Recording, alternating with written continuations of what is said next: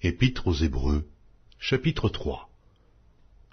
C'est pourquoi, frères saints, qui avez part à la vocation céleste, considérez l'apôtre et le souverain sacrificateur de la foi que nous professons, Jésus, qui a été fidèle à celui qui l'a établi, comme le fut Moïse dans toute sa maison.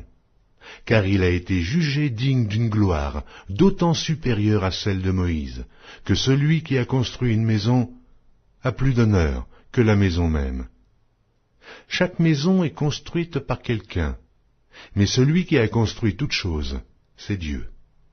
Pour Moïse, il a été fidèle dans toute la maison de Dieu comme serviteur, pour rendre témoignage de ce qui devait être annoncé.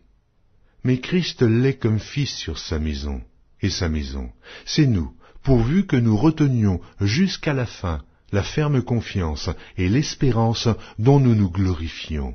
C'est pourquoi, selon ce que dit le Saint-Esprit, aujourd'hui, si vous entendez sa voix, n'endurcissez pas vos cœurs comme lors de la révolte, le jour de la tentation dans le désert, où vos pères me tentèrent pour m'éprouver, et ils virent mes œuvres pendant 40 ans.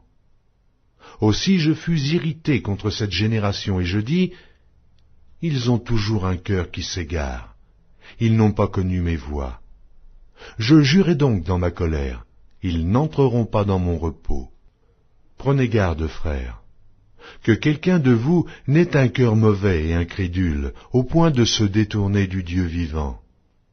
Mais exhortez-vous les uns les autres chaque jour, aussi longtemps qu'on peut dire, aujourd'hui, afin qu'aucun de vous ne s'endurcisse par la séduction du péché. Car nous sommes devenus participants de Christ, pourvu que nous retenions fermement, jusqu'à la fin, l'assurance que nous avions au commencement. Pendant qu'il est dit, aujourd'hui, si vous entendez sa voix, n'endurcissez pas vos cœurs, comme lors de la révolte. Qui furent en effet ceux qui se révoltèrent après l'avoir entendu, sinon tous ceux qui étaient sortis d'Égypte sous la conduite de Moïse.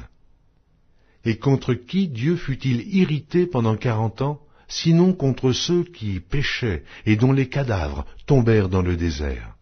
Et à qui jura-t-il qu'il n'entrerait pas dans son repos, sinon à ceux qui avaient désobéi? Aussi voyons-nous qu'ils ne purent y entrer à cause de leur incrédulité.